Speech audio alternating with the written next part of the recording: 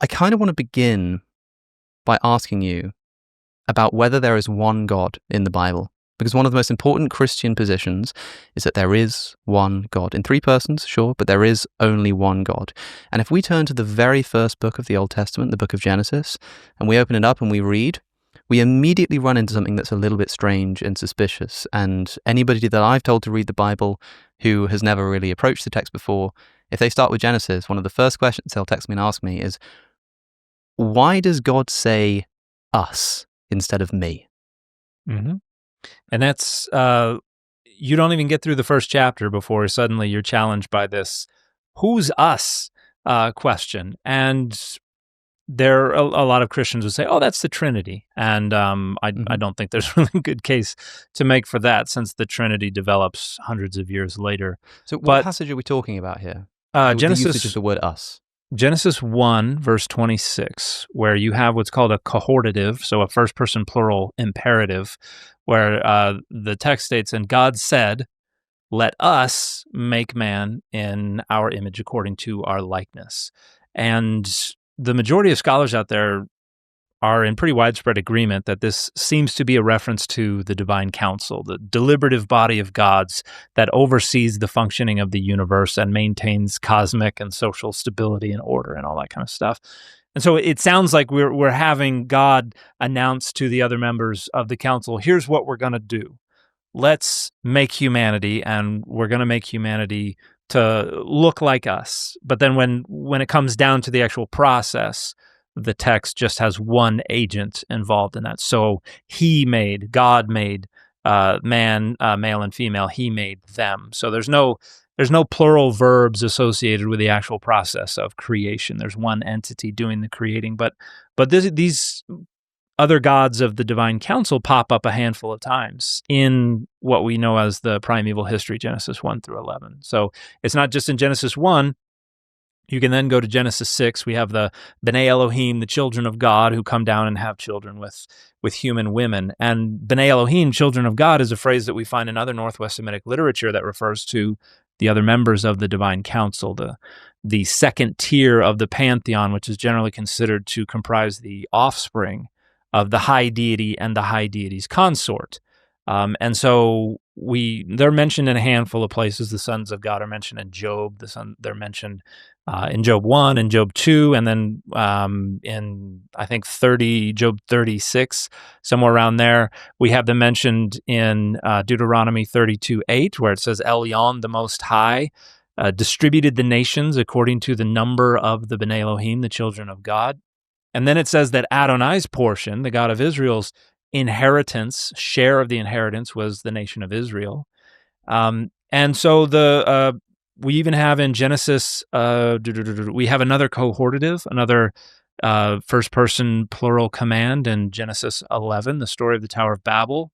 God is like, what's going on? They're doing something. They're like little ants doing something. And then so God says, let us go down and see what they're doing down there.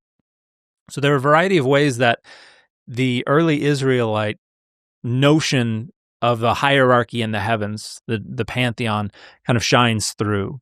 And in the Greco-Roman period, it gets renegotiated, where the gods become angels. And so the notion that every nation has a guardian angel is part of that renegotiated divine council. So in Daniel, when Michael, the archangel, shows up and he's like, sorry, I'm late. I've been fighting with the Prince of Persia and the Prince of Greece. This is a kind of a euphemistic way to refer to these angels that are the kind of angelic patrons over the different nations of the earth. And in the earlier periods, Adonai is the patron deity over Israel, and every other nation has its own patron deity. And these patron deities don't really go away. They just get renegotiated. They get kind of rhetorically squished down into angelic status using Ugaritic literature, Mesopotamian literature, other literature that we can analyze comparatively. We can kind of reconstruct an idea that in the earliest period, Israel had a pantheon that was much like those of surrounding nations, where there was a high deity and that deity's consort or partner at the top.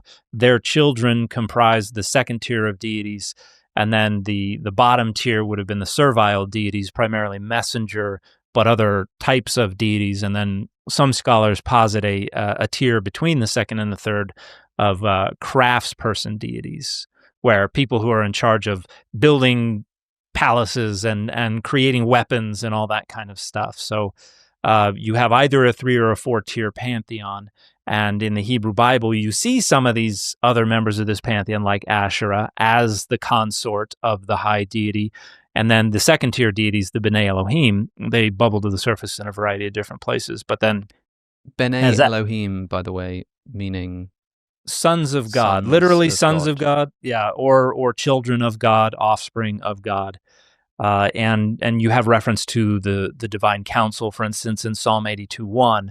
It starts off saying God took his place, took his stand in the council, Adat El, council of El or council of God, or it could also be used adjectively, divine council. And this is where God is haranguing the other gods of the divine council because they have been negligent in their duty to uphold social and cosmic justice and order. And so the result of that is, all the foundations of the earth are shaken, and then God condemns them to mortality. You are gods and children of the Most High, but you will die like a man, you will fall like any prince. And I've argued before that the idea here is probably a rhetorical deposing of the divine council, saying, you're all mortal now, you're done, we're getting rid of you. And then the psalmist in the very last verse stands up and says, rise up, O God, and judge the earth, for you inherit all nations. Where the idea is, while Israel is called the inheritance of Adonai throughout the Hebrew Bible, let's expand that inheritance to include all nations. The patron deity slots sit empty now that the gods have been deposed, and so Adonai, the God of Israel, takes over personally the rule of all the nations. And I argue this is the rhetorical universalization of Adonai's rule that probably took place following the exile. Okay, there is lots to unpack there, and I'm conscious of people listening who it might sound like there's a lot, and a lot might sort of be going over their head. So I want to break some of this down and make it as accessible as possible. So we started with this strange fact that in the book of Genesis and elsewhere, we seem to have God talking in the plural about himself or, his crew, let us make man in our own image. So when God is planning to create mankind in his own image, it's really in our image. Who is the our, right? And the suggestion that you're making here is that there is a divine council. And as you say, this is a council that crops up throughout the Hebrew Bible. And we're envisioning a council of beings who are gods or God-like, and then Yahweh presiding over it somehow. Mm-hmm. And in Psalm 82, which I've always found incredibly fascinating, like you say, it opens by saying, God has taken his place in the divine council. In the midst of the gods, he holds judgment. Interestingly, the NIV puts gods in scare quotes. Does it? Yeah. The gods. Sometimes they do like godlike beings or something like that. So the NIV just puts the scare quotes, which is quite funny. Because it's quite unusual to say, God is sitting among the council of the gods. I think part of the problem with this is that, monotheism as it has developed in the West kind of has this strict distinction between God and everything that's not God. It's like, you can either be God or you cannot be God. The idea that there are gods that are kind of God and they're more divine than other gods and a hierarchy of gods is a little bit hard to wrap your head around for someone who grows up in a monotheistic culture.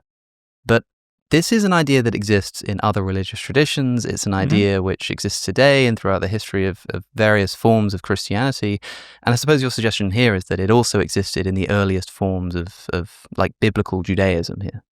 Yeah, I think the concepts of God and the gods and divinity have constantly been changing with changing times and circumstances. And so I don't think there's one static concept of God and God's relationship to divinity throughout the Bible. The word monotheism first pops up in the 17th century. And that's when we begin to speak about this concept. And it has always been used primarily as an identity marker and a value judgment. monotheistic people are good people, non-monotheistic people are bad people is an approach that has been kind of central to a lot of the discourse for a long time. But when we look at the way monotheism has been used, one of the things you said earlier, there's God and then there's not God. And that's kind of central to the concept of monotheism, that God alone is truly in an uncreated way divine, and then everything else is created. And so even if it is divine, even if it's a god or gods, it's contingent, it's created, it's subordinate to the one God. And one of the kind of paradigm shifts that is necessary for this perspective is the idea of creation ex nihilo, or creation out of nothing. Because that's the foundation of this notion that there exists God and then all other reality. And only God is truly eternal and uncreated and all these things. And so usually I see monotheism defined as this notion that, yeah, there are all kinds of other gods, but they're all contingent and created beings. And the God of Israel is species unique, according to Michael Heiser's framework, or ontologically distinct or unique or something like that. And again, that kind of rests on a foundation of creation ex nihilo, because if the matter that was used to create the universe has always existed eternally as God has existed, then there is something apart from God that is just as uncreated and just as eternal. So that kind of compromises that interpretation of what monotheism is. And the problem is, creation ex nihilo is a philosophical and a theological innovation of the late 2nd century CE. It is Christians engaging in debate with Gnostics and with other Greek thinkers who first articulate, around 170 CE, we first get the articulation of what we would recognize as creation ex nihilo. And it's precisely because these debates are about the morality of eternally existent matter and the rationality of the resurrection. You've got a lot of Greek philosophers who are like, why would you want this disgusting body back after it has died and decomposed or passed through the digestive system of an animal or something like that? Why would you want that back? That's gross. And Christians initially were like, well, a whole human being can be created from just a little bit of semen. And so, God can create out of very little. And at some point they made the leap to just say, you know what? God created the universe out of nothing. God can reconstitute a body out of nothing. Matter is all contingent upon God. And then we're off to the races regarding God's unique existence. But because you don't get that until the 2nd century CE, the idea of other gods all being created over and against the uncreated God of Israel, that's not really clearly expressed anywhere. So I don't think you have that in the Bible. I think you have places where you can read it in with less resistance than in other places. But I don't think there's any part of the Bible that clearly indicates that the other gods are created contingent beings. Because even if you have the idea that God created the other gods, you have that in Mesopotamia. You have that in Egypt. The great Cairo hymn of praise to Amun-Re praises Amun as the creator of all that exists, the creator of all the gods, and all existence bows down to Amun-Re, who's the Lord of eternity. And like that's even more emphatically monotheistic rhetoric than what we find in the Bible, if we're going to call that monotheistic rhetoric. So I think once everything's situated historically, we don't see what people understand today to be monotheism in the Bible. And so I think it's not a helpful analytical framework to impose upon the Bible. If saying, okay, we're going to look through the lens of monotheism at the Bible, if that helped us better understand things that were going on, that's one thing, but I don't think it does. I think it is primarily an attempt on the part of people today to try to presuppose a kind of ideological continuity with the Bible. We get our beliefs from the Bible. Monotheism is one of those beliefs, so obviously it must be in the Bible. Otherwise, where are we getting our beliefs from? We'll get back to Dan in just a moment, but first, For some time now, you know that I've been trying to help you navigate the online space, a space which is crowded with bias. And this, of course, molds the way that we interact with news media. Bias can change the way that the same story is reported on by different sources. And that's why this video, like so many of my videos, is brought to you by Ground News, a news aggregation service which aggregates thousands of local and international news outlets all in one place so you can compare reporting across the political spectrum. Look at this story about some of Trump's new religious policies energizing conservative Christians. Using Ground News, I can compare how one right-leaning source reports Trump delivering a steady stream of wins for his conservative Christian base, with this left-wing source reporting how Trump's Christian nationalist apocalyptic dreams are America's nightmares. Ground News provides information on bias, ownership, and factuality for every story, even having a dedicated blind spot tab specifically seeking out stories that you would otherwise miss based on the news that you normally read. Ground News is the longest sponsor partnership I've had on this channel, and with good reason. See for yourself at ground.news/AlexOC. That's ground.news/AlexOC, or by scanning the QR code that's on your screen. And use my link to get 40% off their unlimited access Vantage plan. And with that said, back to Dan. I've got a few questions. One is about this creation ex nihilo thing. You say that the idea of God creating everything out of nothing only emerges in the common era.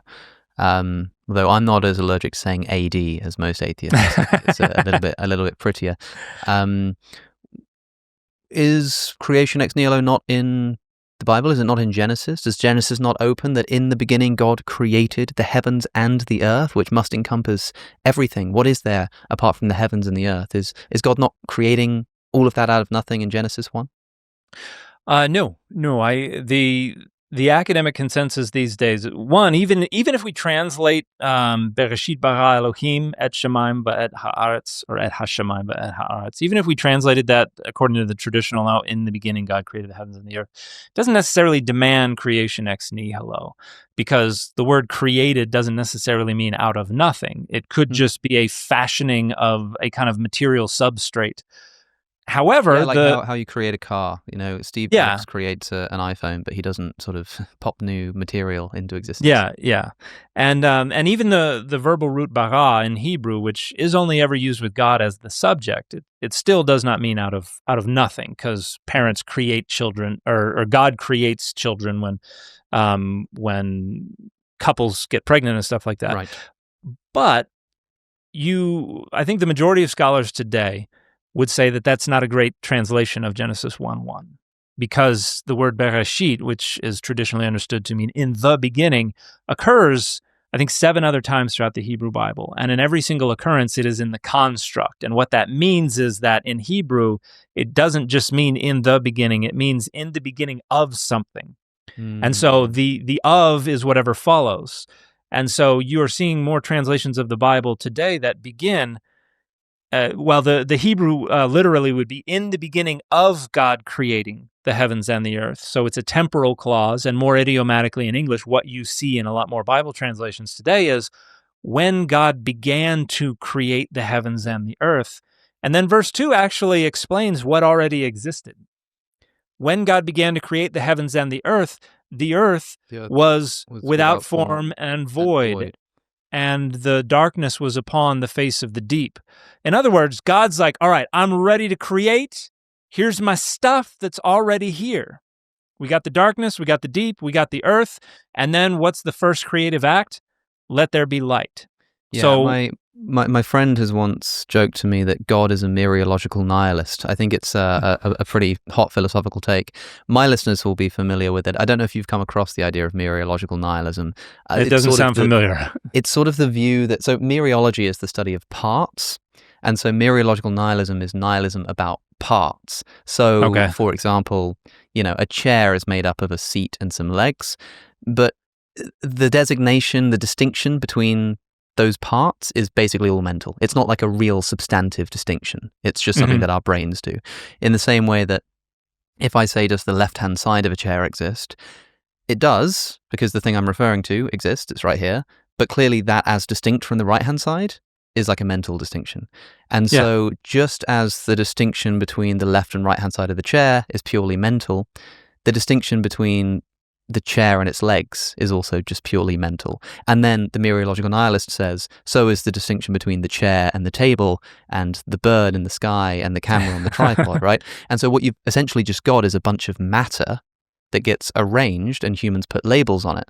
Yeah. And my friend was like, God is the mereological nihilist, because if you look at Genesis, the sort of process that he undergoes is one of organization and labeling. You have an earth which is without form and void, and God starts sort of dictating. Having said that, I do think the creation of light probably doesn't lean into that very well, but I do find it interesting that when Adam is created, what's the first thing that he is asked to do? Well, what's his first task? It's to name the animals, it's to taxonomize. And so this idea that this creative process is really one of like organization and labeling more so than popping into existence, I think is an interesting undertone perhaps to read into Genesis here.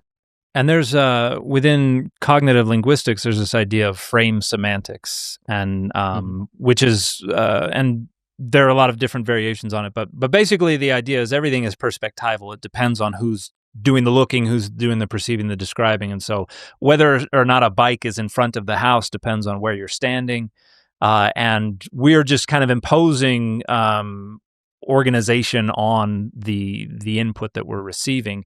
But there's a scholar named Ellen Van Wold who's a cognitive linguist who talks about Genesis 1:1, and her argument is that bara, the verbal root bara, doesn't necessarily mean to create, but to separate. And so what's happening here, because when God does create the light, it must be separated from the dark.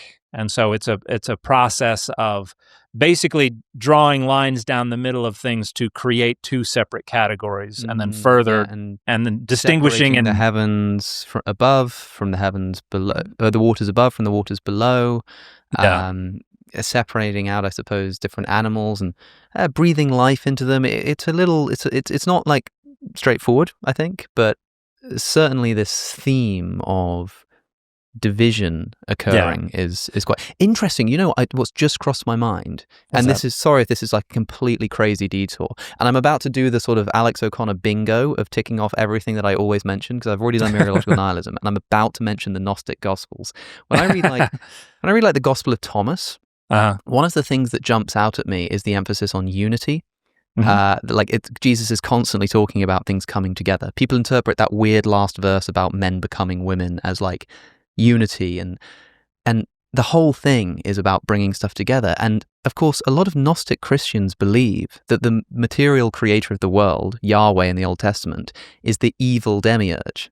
So thinking about the creation process in Genesis as one of separation, like separating everything out and distinguishing and labeling, the Gnostic understanding of Jesus, who comes down to say, to hell literally with the demiurgic creator and tries to unify everything all together again with the spiritual realm, that's quite an interesting call and response there going on, I think. Not to say that the Gnostic interpretation of Christianity is the correct one, but that's just crossed my mind. Yeah. And there's and I think even within a lot of linguistic and even like legal and other types of analysis, a lot of what you're trying to do is reify or firm up lines of distinction between different things. Where does this end and the other thing begin? Whether it's rights or whether it's the dry land and the waters or whatever. So yeah, I can see the Gnostics toying with that kind of philosophical approach to things by trying to overturn it and say, no, it's all about bringing things back together to this unity, the singularity or whatever that they believed represented God, and everything was about becoming one with the pleroma and reuniting with the unity. But so what we have in Genesis 1 is an indication that there's already stuff there, and so it's not really a question of creation out of nothing, at least in Genesis 1. And I don't know if you had plans to bring it up, but there are other passages that are commonly identified as as asserting creation ex nihilo. And these are the comments I always get on my videos when I say this. The biggest one is 2 Maccabees 7:28. That's one of the ones they'll go to, and then like Romans and Colossians and Hebrews, where we get this idea that God created out of what is not. And so, for instance, in 2 Maccabees 7:28, the Antiochus, the fourth Epiphanes, is one by one killing the 7 sons of this mother, and she's exhorting each of them to have faith. And I think it's the last son. She says, I exhort you to look at the heavens and the earth and know that they were created out of what is not. And in Greek, it's either ek mi und onton or ek uk onton. And this is a very similar phrase to what we find in the passages in Romans and Colossians and Hebrews. But the idea there is something that's pretty common to, it's kind of the conventional Greek philosophical wisdom of the time, that what exists has form and function and is created from matter that lacked form and function. And so matter either existed in a state of being or non-being.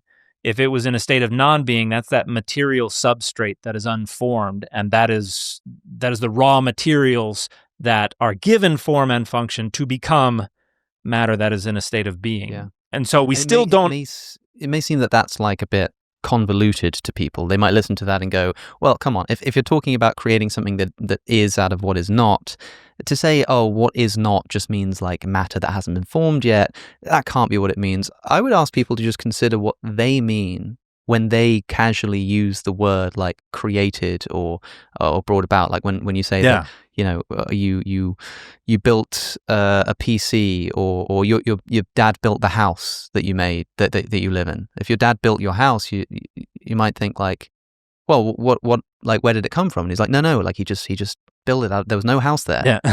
And he just created this house, or maybe somebody created a car or whatever. What you mean is that whatever the house was before, all of the materials that were in the bricks and the ceramics and stuff still was in the world. It just wasn't anything. It just sort of sat there. And now you've created something out of what was not by creating new material literally, but just by activating, the material, by putting it into a particular form. Yeah. And you can even see this if you read on in 2 Maccabees 7:28, because the mother says, just like people are made. And we don't create people out of non-existence. And you see Xenophon and talks about the same thing, how parents will get together and they will create a child, ek mionton, or it might be the neuter onta or something like that. But in short, they use this language, and the words for create pre-existed the notion of creation ex nihilo. Even within non-Christian, non-Jewish writings, everybody talked about things being created, but none of them talked about it as creation out of nothing. Is it possible though? Because I think that's the second time now you've used this analogy with the usage of creating children and saying, well, we don't create children out of nothing. Is there not an argument to say that we kind of do? Because of course, like biologically, Homo sapiens creates another Homo sapiens, but within Christianity, the thing that makes someone a person is the breath of life. You're not just your biological mechanism, but you've got this soul within you. And although, sperm and egg creates the biological casing that you live in, your soul, the real you, the breath of life, that's not something that you just like grab from somewhere else and like put into a baby, right? Could that be the thing that's created out of nothing? I think there could be a case to make for that in certain periods, because around the 1st century CE, you actually see the idea that the soul or the spirit that is infused within the body pre-existed and was somewhere else. Like in the Dead Sea Scrolls, you have where somebody talks about may I be assigned a good spirit. There's spirits out there, and one of them's going to be assigned to my body when I'm born. And Origin of Alexandria talks about kind of drills down to the bedrock of this notion and promoted an idea of some kind of pre-existence, and was later posthumously condemned as a heretic for it. But I think you do see the notion that God is kind of the possessor of these spirits, or these spirits are kind of emanated from God. In Ecclesiastes, talks about the spirit after death going back to the God who gave it. So I think it would be an interesting argument to make. I would like to see what kind of data, what passages, what rhetoric could be adduced for both sides of it, because I think you see, I don't think those questions specifically were asked, and so I don't think you have clear answers, which is why I think you probably see quite a bit of ambiguity. People kind of talking about things as if both X and not X were true at the same time.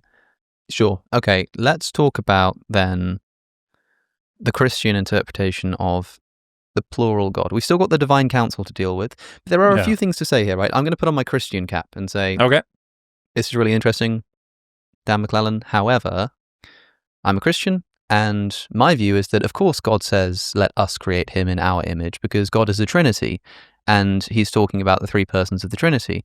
And it's usually the Father that does the creative stuff, like through the Son. You know, he creates the world through the Son. So that makes perfect sense of the fact that he says, let us create man in our own image, but then it's the one singular Father who does the creative act in the end. You know what I mean? Because it switches from the plural to the singular.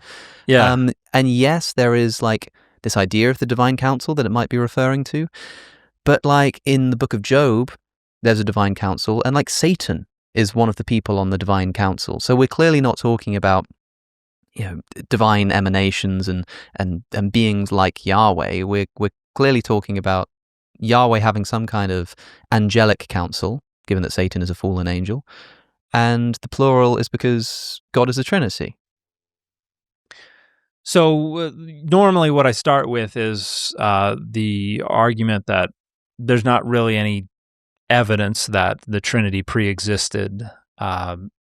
Well, even like I would say the 2nd century is the first time you get any idea of a Trinity in any way related to what we see from Nicaea. But certainly there's no evidence that is in the Hebrew Bible. And I get people talking about binitarianism and how certain scholars have talked about binitarianism. And there I think we have an idea of divine mediation, whether it's the Son of Man from Daniel or whether it's the angel, the Malach of Adonai.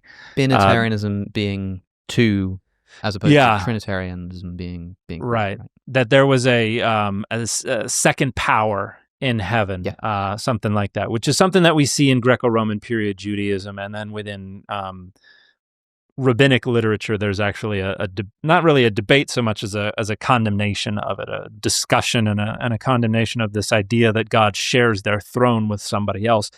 But we also see things like Metatron, the Adonai Katon, the little Adonai who sits in a throne alongside God.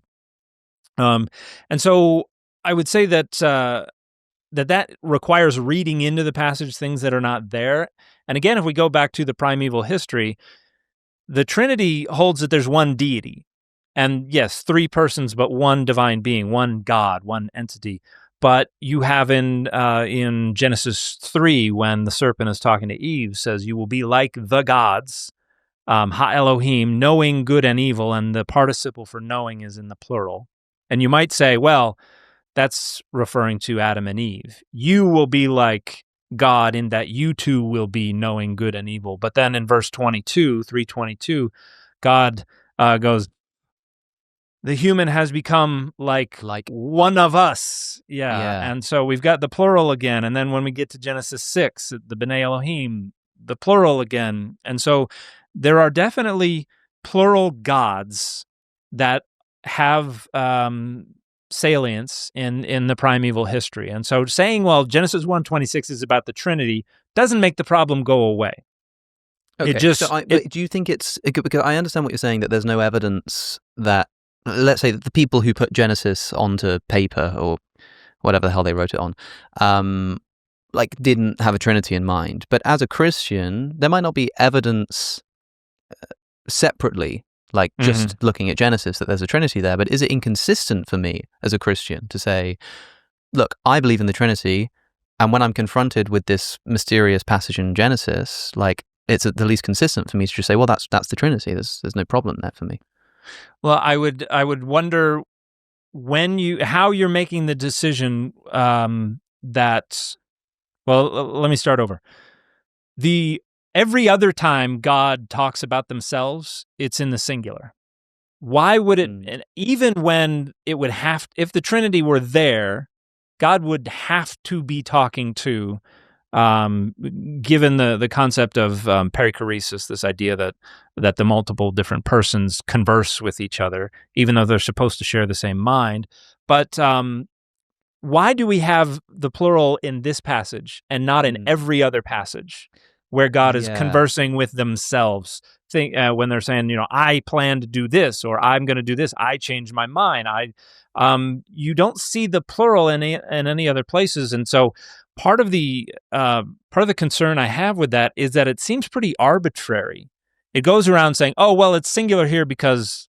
Whatever you make up an explanation. It's plural here because I believe in one God, but it's plural here because God is a Trinity, and you can just pick which you want, whichever fits. I mean, it is interesting that it's not like thou shalt have no other gods before us. Like that would be kind of interesting, but it's not. And the Christian will look at that and say, well, of course he's only speaking in the singular there because there's one God. But then there is this mystery of why it seems to sort of swap and change. As a sort of historian or a textual critic, you're going to look at this and think, well, it's because these texts represent a different kind of belief of the people who wrote the text. One thing that's important to specify here is that we've talked about the idea of like God evolving over time. People might be under the misapprehension that like Genesis is the earliest Jewish source, then Exodus and so on, but that's not the way that the Old Testament actually works, right? Like there are debates about it, but we have some idea of which texts and which verses within which texts are older and newer. And so if you want to reconstruct this journey that Yahweh takes as like who he is and whether he's the only God, you kind of got to have an idea of which texts come first and which texts come last. So maybe you can give us an indication of some of the earliest like Old Testament passages and what they tell us about the like multiplicity of gods. Yeah, so when we look at like Genesis 1 and then Genesis 2 and 3, those come from different time periods. Genesis 1 is a later creation account. Genesis 2 and 3 represent an earlier creation account. But the earliest passages in the Hebrew Bible are pieces of poetry because narrative developed well after poetry. And so, in fact, we think we can date the beginning of historical narrative prose in alphabetic scripts, of which Hebrew would have been one, to around the middle of the 9th century BCE. That's the first time we see historical narrative prose in alphabetic scripts. And so when we see narrative in Hebrew, that's probably middle of the 9th century BCE or later.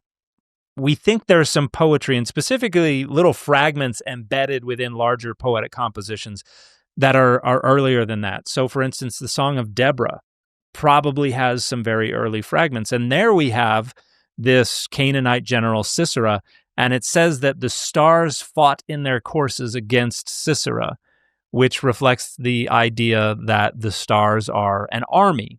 They are an army of gods. And so when it talks about the host of heaven in the Hebrew Bible, that would be the divine council. That would be the military arm of the divine council, the host of heaven. And so we see that perhaps in an early part of poetry in Judges 5.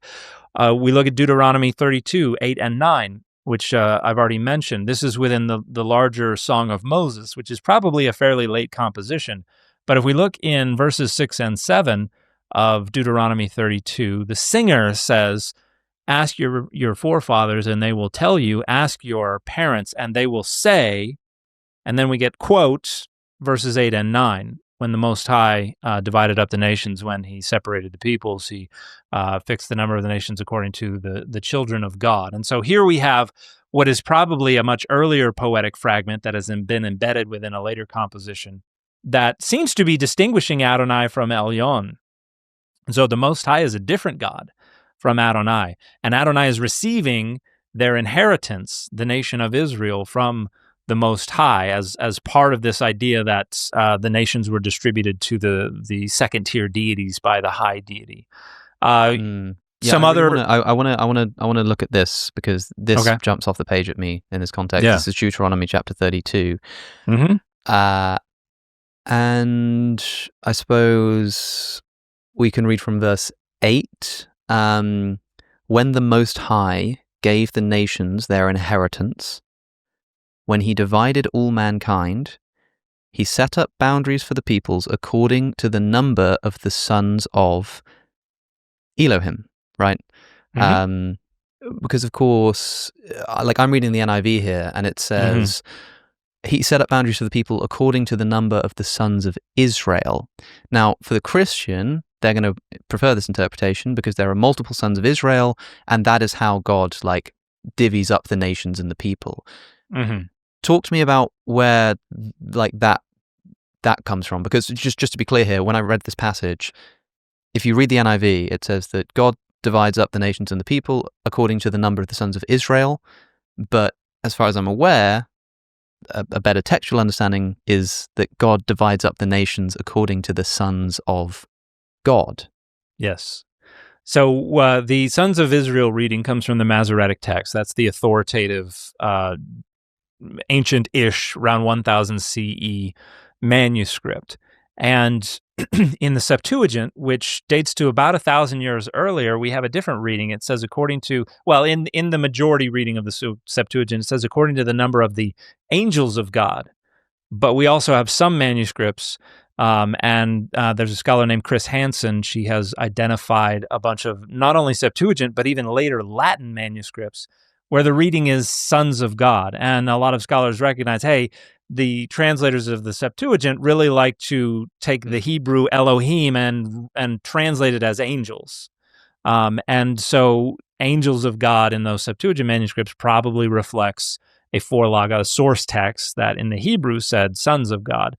And then in the 1960s, we discovered a fragment of Deuteronomy among the Dead Sea Scrolls that preserves precisely that reading. That it's sons of God. So to be clear here, the Masoretic text, which actually most of my viewers will probably know what that is now, thanks to some discussion on the Isaiah scroll. But you know, our sort of standard source for the Hebrew Bible, which dates to around the Middle Ages, says in this particular passage that God divides up the nations according to the number of the sons of Israel. The Septuagint, which is a Greek translation of the Old Testament, it's earlier than the Masoretic text, says angels of God, but we know that the Septuagint liked to translate what was originally sons of God into angels of God, giving us an indication that the Septuagint was using a Hebrew source, which would have been really early, which said sons of God. And then we discover a fragment in the Dead Sea Scrolls of an actual Hebrew ancient section, which preserves the reading sons of God. So textually speaking, the original was sons of God. Yeah, that's about as close as you can get to a slam dunk when it comes to a textual reconstruction. And there are other places in this poem in Deuteronomy 32 where that happens. Verse 43, for instance. A lot of people will throw at me, the passages that say, I am and there is no other, is monotheistic. They'll insist that means there are no other gods. And you see that in Deuteronomy 32:39. I think the exact statement is, I am he. I am he, there is no God besides me. But then when you get to Deuteronomy 32:43, and if you're reading the King James Version, you're not going to see this.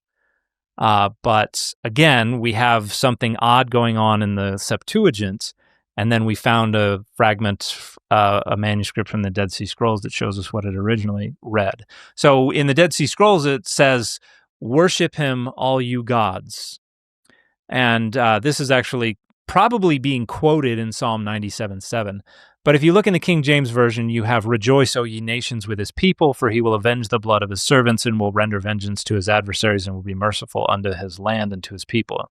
Like, that doesn't really have anything to do with gods. But if you go look in the Septuagint, you have, strengthen him, all you angels of God. And again, Septuagint likes to translate Elohim as angels. But the Septuagint seems to double up the passage, it has two different takes on it. Kind of it has closer to the original take, and then it has something a little closer to the Masoretic text. So it was probably preserving two different variations on this tradition. And then the Masoretic text went one way, but we've recovered the Dead Sea Scroll fragment.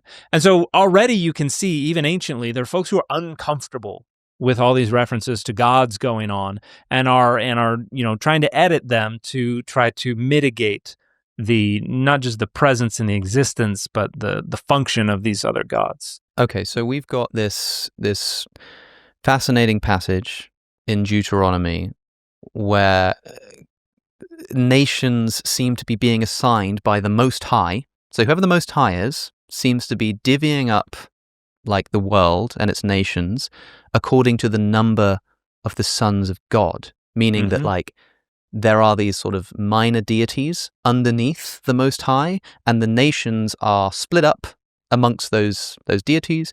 Yeah. And so Yahweh presumably is one of these deities, and Yahweh gets Israel. But other nations go to other gods. So the idea that we end up with here is that Yahweh, at least in this passage, is sort of given the land of Israel, but nothing else. So Yahweh is a local God. Right. Christians, again, are going to listen to that and go, no, Yahweh is the singular God of all people. Yeah.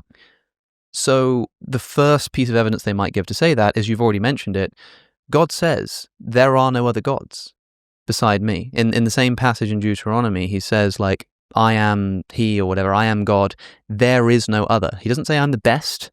He doesn't say I'm better than anyone else. He says, I am the only one. Yes.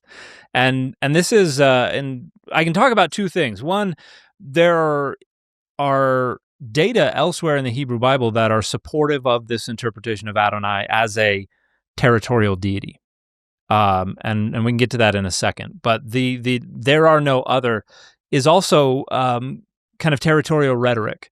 And Nathan MacDonald is a scholar out of Cambridge who's written a wonderful book called Deuteronomy and the Meaning of Monotheism, where he goes into a very close reading of all these texts as they exist in Deuteronomy to talk about what seems to be going on here. And the language of there is no other, or there's none besides me, he shows that in other places where this is used, it is limited by the rhetorical scope. Like, it always has to do with whatever the context is. Like, there's somebody who's in a tent, and the question is, do you have a sword? And he says, there is none. And that does not mean universally swords do not exist. It means within the scope of relevance of this circumstance, there's not one here. And he shows that when you see this I am and there is no other rhetoric, it's always in the context of telling Israel, I'm the one who saves you. I'm the one who delivers you. It's me. There is no other. And what he suggests is that a close interrogation of this language leads to the conclusion that this language is saying, I'm the only one for you. Don't look anywhere else. I am the only one that matters. It's about an exclusive relationship, not any kind of ontological exclusivity. And one of the reasons that we think this is that, particularly in Deuteronomy, but we see it as well in Deutero-Isaiah, there are references to other gods. And so why would they be saying no other gods exist, but also there are these gods over here? That rhetoric doesn't make much sense unless this is about an exclusive relationship. And there's a really good comparison in the Song of Solomon, or the Song of Songs, chapter 6, verses 8 and 9. You've got the lover is singing about their dove and their perfect one. And in verse 8, the lover says, there are all these concubines, there are all these maidens all over the place. And then he says, but my dove is one, which is pretty much the exact same thing that we find in the Shema. Hear, O Israel, the Lord your God, the Lord is one. And in the Song of Songs, the statement is very clearly not to say that my dove is the only woman who exists. It's to say, as far as I'm concerned, this is the only one for me. This is about an exclusive relationship. Yeah. And again, the problem with all of this is we began by talking about bias, right? And anybody is capable of reading in an interpretation to a text. And I understand that people are going to listen to this, and God is going to say, there is no one besides me. I am God alone, there is no one beside me. And here are we saying, well, what he really meant was like he was sort of using hyperbole and he didn't actually think they didn't exist. He just thought he was the best. And they're going to say, you're just reading all of this into the text. Two things I kind of want to note here. One is that we know that this hyperbolic language sort of does exist and is used. You've given the example of the Song of Solomon, but also most interesting to me is in Isaiah 47. So in Isaiah 47, God is speaking and he's speaking to Babylon. Yeah. And he says to Babylon, you said in your heart. You have said to yourselves, yeah. I am, and there is none besides me. So he's chastising Babylon for having said, there is none beside me. Now, Babylon doesn't believe it is literally the only nation on the planet, right? But God is telling them off as saying that there is none beside me. If that is just Babylon being egotistical and saying we're the best, and they've worded it by saying there is none besides me, then we know that sometimes this is how it's used. You know, when Ed Sheeran sings, you are the only one, but he's doing so in a stadium of thousands of people, I don't think he's confused about the non-existence of other women. I think it's quite clear that he's speaking poetically, and it seems like a similar kind of thing. Again, I want to stress this, at least might be happening here, because Christians are going to say no, like sometimes it's used like that, sometimes it's not, but at the very, very least it opens up the door to the idea that there are multiple gods. So what I'm trying to say here is that this verse where God says there are none beside me, we're not trying to say here that this proves like polytheism in the Old Testament. Instead, at least what I'm interpreting this as is, if we think for other reasons that there are multiple gods in the Old Testament, and you point to this verse where God says, I'm the only one, as a rebuttal, that rebuttal doesn't work because we've shown that language is used elsewhere to not mean the same thing, right? I think I just want to just basically make that clear to people listening. Yeah, and that's not the only place that occurs. You have it in Zephaniah as well. It's either Nineveh or Moab where they say the same thing. You have said in your heart, I am, and there is no other, which is, and the nation is not saying nobody else exists. They're saying I'm the only one that matters for my constituency, for my people. And you also have very similar rhetoric, and this is the rhetoric of incomparability. That's what scholars refer to this as, because you have very similar rhetoric going on in other literature. But you also have in Deutero-Isaiah the idea that the gods are nothing and less than nothing. But if you look in other parts of Deutero-Isaiah, it talks about how the other nations before me are nothing and are less than nothing, or the manufacturers of idols are nothing and are less than nothing. And so the rhetoric that gets appealed to regularly as indicating God is asserting sole existence is used in reference to other entities where it is very clearly not asserting sole existence. So again, there's, as you're saying, there's not really a good case to make that we should be interpreting these passages as asserting the non-existence of the other gods. Now, as I say, I'm this lays squarely outside of my expertise, and I would quite like to have someone on the show to I guess defend monotheism in the Bible. I know you've had a back and forth with Gavin Ortland about this recently. Yeah, in fact, I owe him a response, I think, but I would be open to sort of going back and forth, or maybe the two of you. I don't know if you like debates in the sense of being together. Maybe I should. I think conversation. I think a conversation, a discussion is. I'm perfectly happy to do that, even if it gets a little debatey. But the idea of a formal debate, that's what I'm kind of allergic to. So, I would love to talk with Gavin about this because he's brought up some stuff that I need to respond to.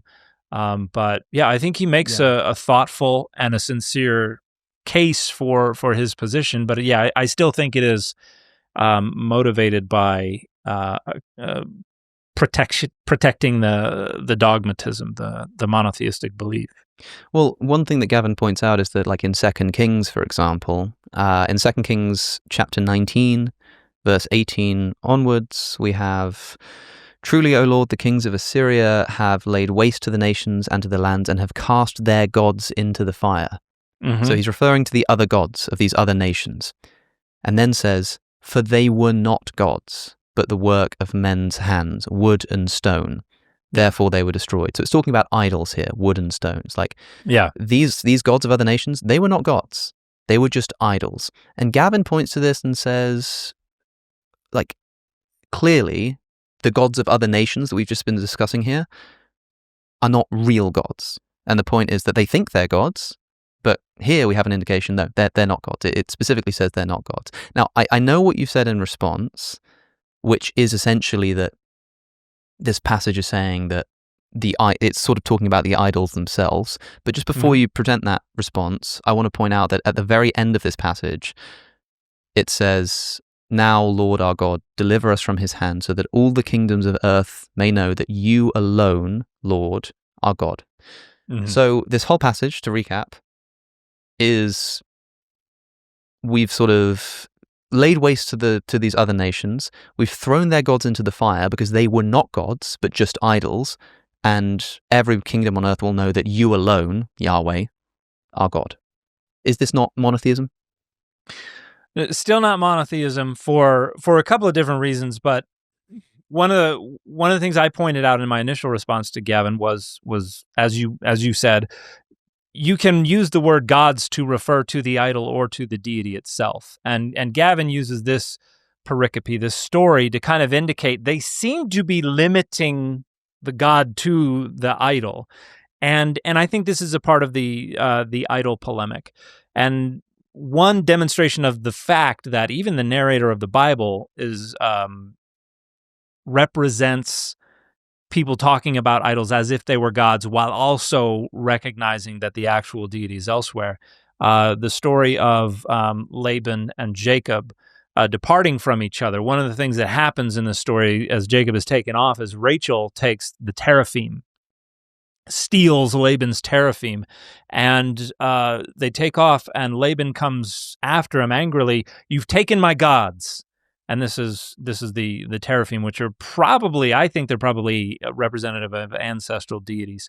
But at the end, when Jacob says, "Oh, well, whoever took anything, they're going to pay," and Rachel doesn't get caught, but at the end they then swear. They have this oath that they swear, and Laban has them swear by the God of Jacob and the God of Nahor, which would be Laban's deity. And they're not the same deity. Some people interpret it as the same deity. That's what I was about to ask. Is it not like in the way that Jesus would say, "Your God and my God," and stuff like this, and they're talking about the same God? The verb's in the plural. When it talks about, and let me, I'm trying to remember exactly what passage it's in. It's in Genesis in the 30s somewhere. But he says, "Let them judge between us." So the God of Abraham and the God of Nahor are discussed in the plural. And so we've got Laban talking about his gods in reference to these idols, but then we've also got in the very next scene Laban talking about the God of Nahor that he's swearing by, which is obviously not the idol that he no longer possesses. He's got to be swearing by the actual separate entity that the idol only indexes. Now, when we get into the idol polemics, I was pointing that out, and Gavin responds by pointing to this passage where they seem to be suggesting that the other nations are limited to idols as their gods, and I think this is still part of the same rhetoric. The idea is we're denigrating the other gods, whether we're saying they're nothing and less than nothing, or whether we're calling them gilulim, which would mean shit gods. We're just denigrating them. And so if Sennacherib comes through and destroys all these other nations and their gods were not able to save them, it kind of fits the rhetoric to just be like, well, I guess their gods were just those pieces of wood and stone. They were impotent. They were unable to do anything. And so it fits the rhetoric without necessarily reflecting this sincere belief that those idols were not intended to index deities that actually existed elsewhere. And something else I point out is that even Paul says an idol is nothing in the world, and Paul denigrates the idols. But then there's another part where Paul says when they worship idols, they're actually worshiping demons, gods that they did not know. So and the idols are nothing, but the thing that the idols represent are still something. Yeah, and so that we see that earlier in the Hebrew Bible.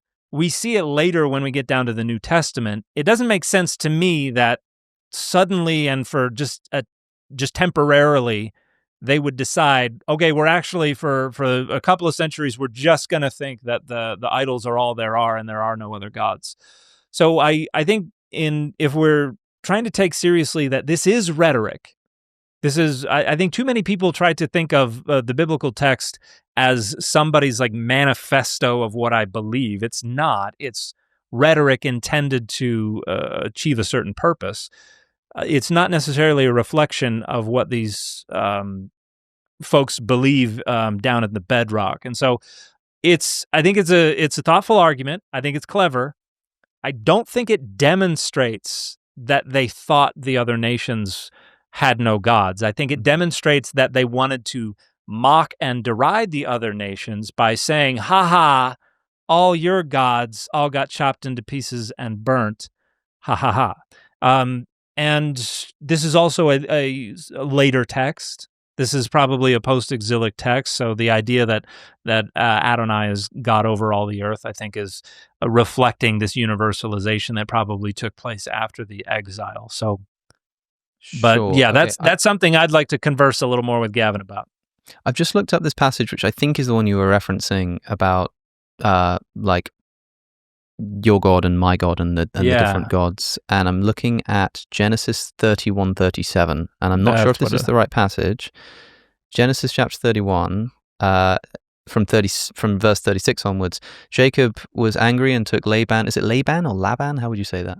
Laban to task. What is my crime? He asked. What did you say? Laban. Yeah. He asked Laban, how have I wronged you that you hunt me down? Now that you have found and searched through all of my goods, what have you found that belongs to your household? Put it here in front of your relatives and mine, and let them judge between the two of us. I'm seeing the word relatives here, and I don't know if I've just got the wrong passage. Are you in the NIV still? I'm in the NIV, but I'm having a look at a comparative study, and I also just looked at the Hebrew interlinear, and the word there seems to be like before your brothers and my brothers. Yeah, that's not the word for God. So, hang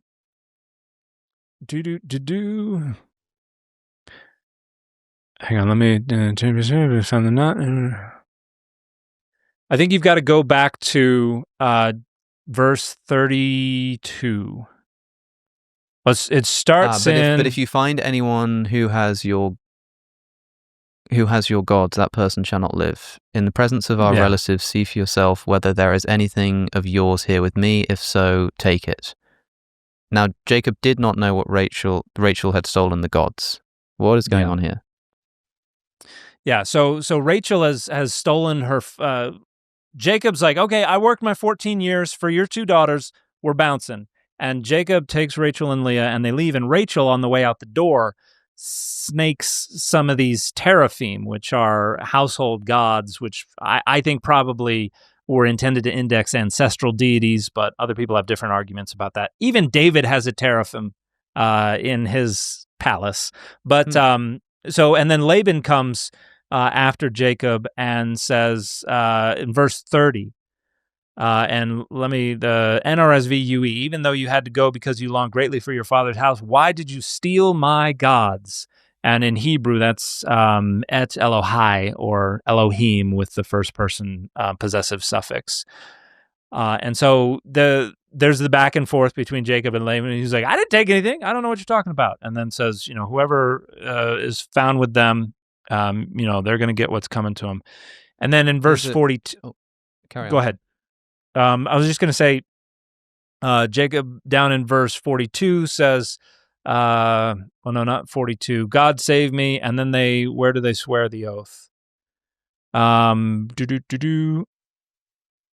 So verse 53. So Jacob has said, we've got this pillar of Mizpah, Adonai, watch between you and me. And then in 53, Jacob says, may the God of Abraham and the God of Nahor judge between us.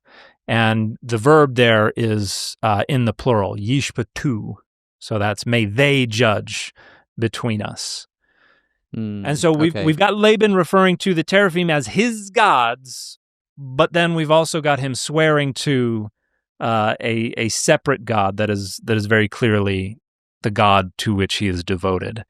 There's also a really interesting passage in the book of Exodus, which, again, my listeners will be quite familiar with the discourse around slavery in the Old Testament, and in the context of talking about slaves in Exodus 21, there is this idea that if you buy a Hebrew servant or slave, then you let him go free in the 7th year. If he comes alone, he goes alone. If he has a wife when he comes to you, then she goes as well. But if you give your slave a wife while he's your slave, then he goes free and the wife doesn't. And if there are children of that marriage, then the woman and the children still belong to the master. It's only the male that gets to go after 7 years. Women aren't let go after 7 years, and wife and children from the slavery aren't allowed to go free too. However, if the man decides that he wants to stay with his wife, then he can become a slave for life and thereby stay with his life. And the way he does this is Exodus 21, verse 5. If the servant declares, I love my master and my wife and my children and do not want to go free, I've always found it funny how they put the word master in there, as if it can't just be the wife and children motivating him to stay as a slave. It says, then his master must take him before the judges in the NIV. He shall take him to the door or doorpost and pierce his ear with an awl. Then he will be his servant for life. So there's this weird ritual where he's taken and has his ear pierced like his cattle. And if he wants to stay a slave for life, then he's taken before the judges, right? So who are the judges? The word there in Hebrew is Elohim, Ha Elohim. And we have the same thing going on in the next chapter, in chapter 22. And this is another ritual. If you go to verse 8, if the thief is not caught, the owner of the house shall be brought before Ha Elohim to determine whether or not the owner had laid hands on the neighbor's goods. So this is a situation where you don't have evidence, you don't know, and so you've got to bring the accused to a place where they're going to swear an oath, basically. And then it says, this is mine, the case of both parties shall come before Ha Elohim, and the one whom Ha Elohim condemn, again, in the plural, shall pay double to the other. And so I imagine if you're in the NIV still, it probably says judges there as well. Yeah, it has a footnote and says, or before God, or who God declares. It's God singular, of course. So the NIV can't decide whether it's talking about the plural judges of like humans who would determine what happens to the slave, or the singular God who's determining what happens to the slave. So you said the word is Elohim. We know that the word Elohim means God, but doesn't the word Elohim just also mean judges in a human context? Because the NIV is translating the word Elohim here as judges. Yeah, no, that's a misreading. Elohim never means judges. But because of these two passages, that reading has developed. And it's plural in 21:6 because it's very clearly plural here in 22:8 and 9. And so they've got to let this reading influence the reading in 21:6.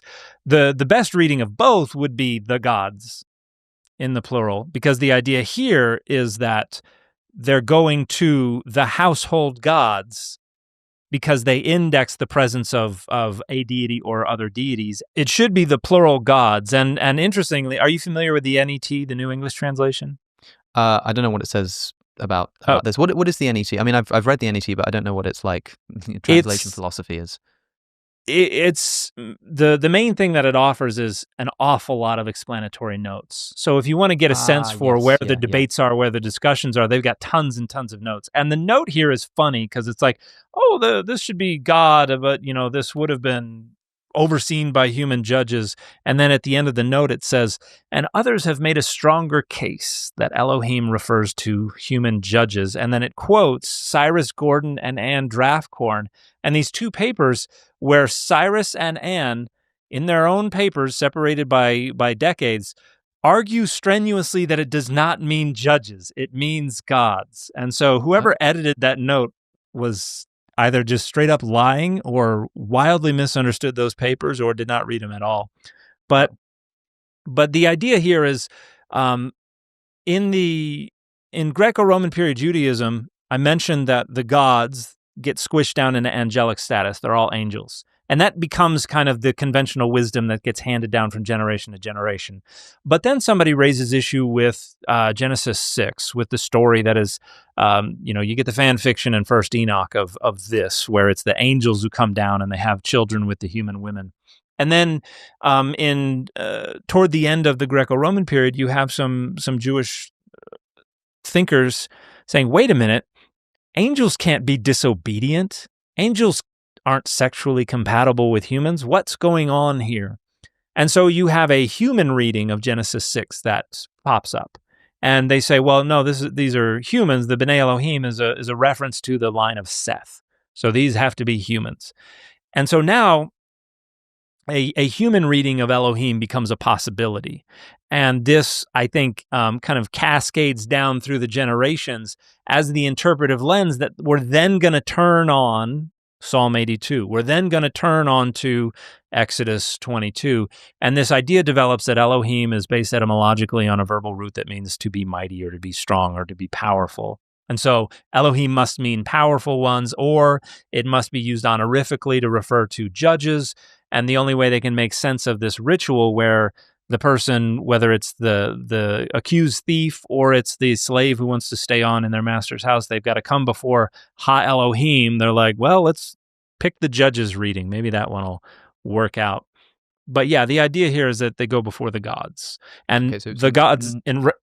Go ahead. Just more indications of a multitude of gods sort of splattered throughout the Old Testament.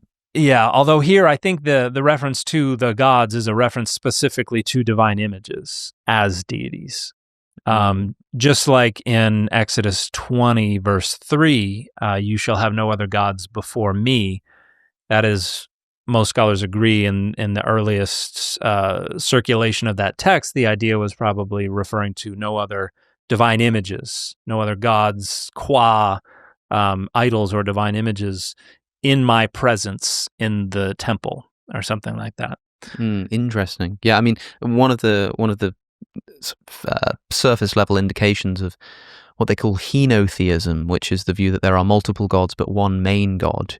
So the other gods do exist, but they're not the ones to be worshipped, is the idea of God saying, not I'm the only God, but you shall have no other gods before me, for I, the Lord your God, am a jealous God. Who are you jealous of if these other people don't exist? It seems like jealousy doesn't have something to attach itself to. Now, again, of course, Christians just interpret this verse differently, but it's worth noting that we have these indications which are worth exploring. And as I say, I want to hear the other side, and maybe we can set up a discussion with someone like Gavin or maybe someone else, I'm not sure. Yeah.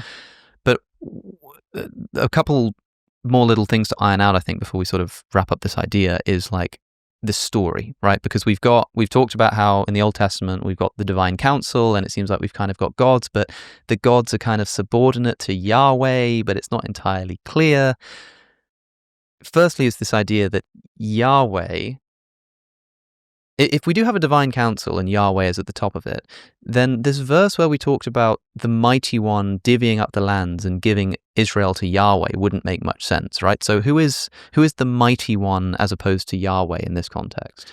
So Deuteronomy 32:8 and 9, the Most High, Elyon, that is a much earlier passage. And so Adonai is not identified with Elyon, but there's a point at which Elyon, Adonai, they become conflated and they're a single deity, at which point Adonai kind of exceeds to the top of the divine council. And so clear here, when you say Adonai, you're talking about Yahweh. Yes, that's the substitute I use as an accommodation to Jewish members of my audience who've asked me to use that, and that's a pretty common thing in scholarship. Because they don't pronounce or write the tetragrammaton, divine name, Yahweh, right? Yeah. Which is why if you read the Old Testament in English, you'll see the word Lord in all caps, which in the Hebrew text will say Yahweh. But if the Hebrew itself says, I suppose, Adonai, then that is just the word for Lord. So it can be a bit confusing when you're reading an Old Testament translation, because there'll be Lord in all caps and there'll be Lord in the lowercase. Mm-hmm. When you see Lord in all caps, the original text specifies Yahweh, and when you see Lord in lower caps, it does just mean Lord. Yeah. Although the word Adonai is a specific form. It's actually the plural with the first common singular possessive suffix. So it's literally my lords, is what Adonai is. Adoni would be my lord. Oh, right. Adonai would be my lords. But yeah, that's the substitution that begins in like the 1st century BCE.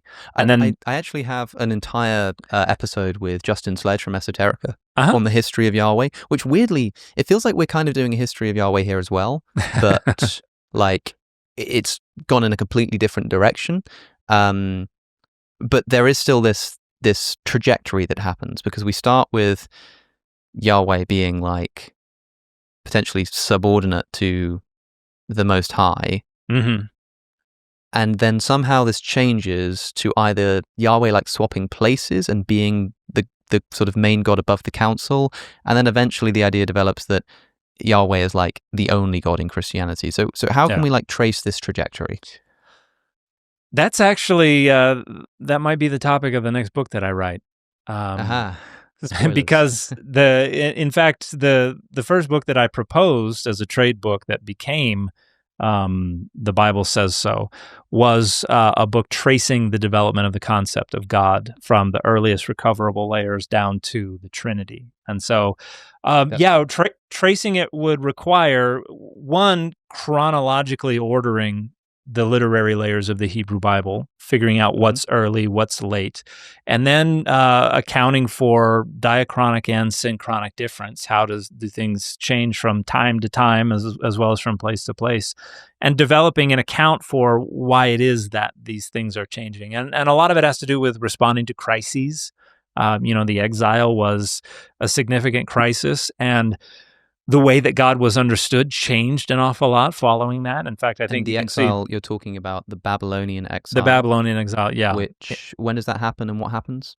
So that's 587 BCE to about 539 BCE, and that is where Jerusalem is conquered by the Babylonians, and the majority of folks, at least the majority of the elite, are forcibly exiled to Babylon, scattered around Babylon. But then when the Persian Empire conquers Babylon in 539 BCE, Cyrus the Great then allows the Judahites who want to return to Jerusalem. And then we get the rebuilding of Jerusalem, the rededication of the temple, and Second Temple Judaism begins there. Mm-hmm. But this crisis of exile results in a lot of renegotiation of who God is and what God's relationship is. Because remember, if in a pre-exilic setting, God is limited to the nation of Israel, if you get exiled to another nation, you can't worship God. What are you going to do? And so this is why we have like Daniel is praying in the direction of Jerusalem. This is why you have in the Psalms, the Babylonians ask them to sing one of the songs of their land, and they said, who can sing the song of Adonai in a foreign land? We've got a bunch of indications that Adonai is not accessible outside of Israel until you get folks like Ezekiel. What is his vision of? God suddenly has wheels. God's going around in their Dragula with their wheels and their platform and everything. We've mobilized the divine throne. Whereas in Psalm 82, the idea is all the gods of the nations get sued and get deposed, and now God is going to take over their seats on the divine council. So you got that's a crucial part of the development, right? Because we referenced this earlier, and I was hoping this is where we would land, is that like we've got kind of divine council going on, Yahweh is somewhere mixed up in there, and then Psalm 82 has the divine council, and the divine council is condemned, right? Something something's gone wrong,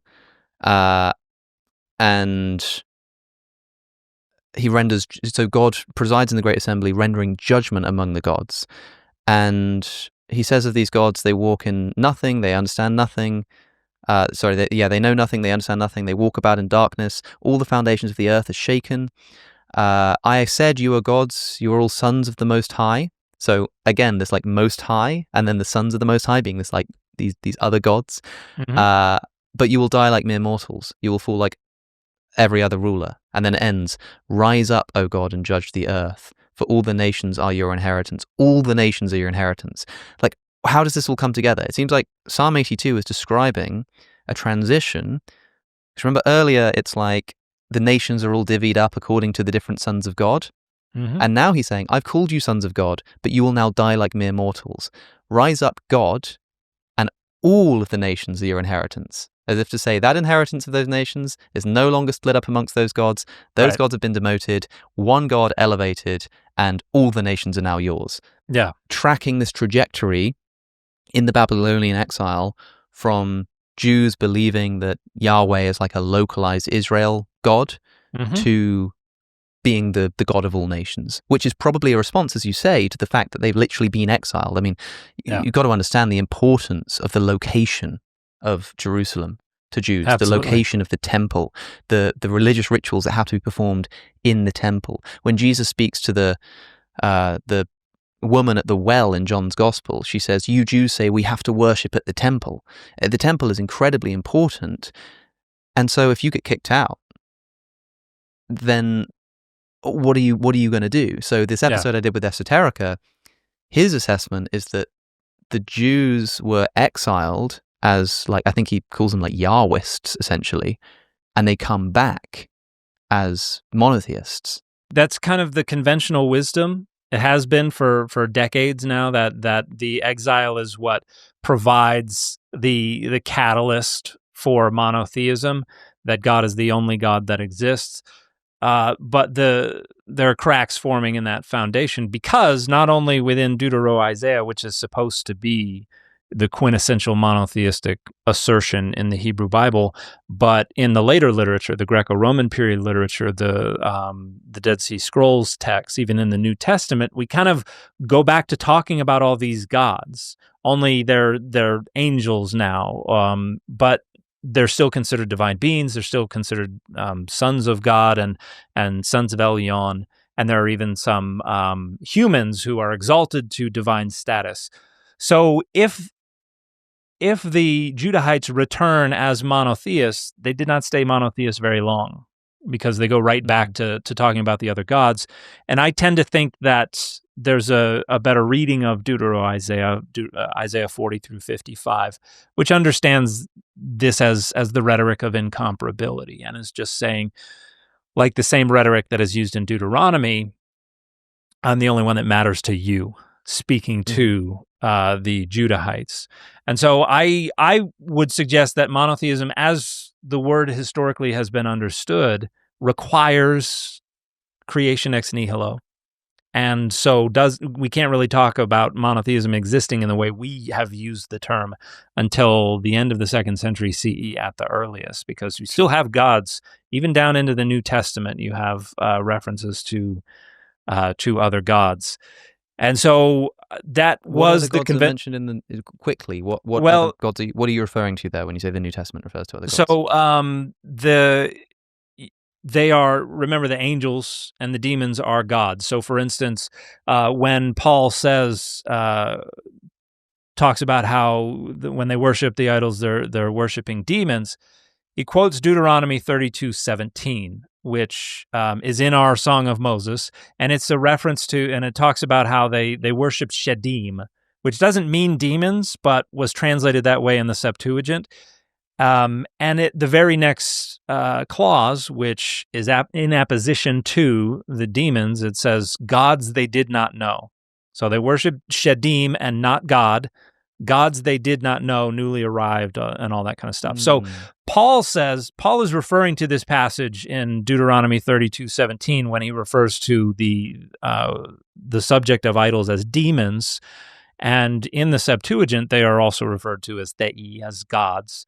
And so Paul seems to recognize that these demons are gods. That would be how everyone around them would have understood gods. That's how the Dead Sea Scrolls and other Greco-Roman period literature refers to gods and demons.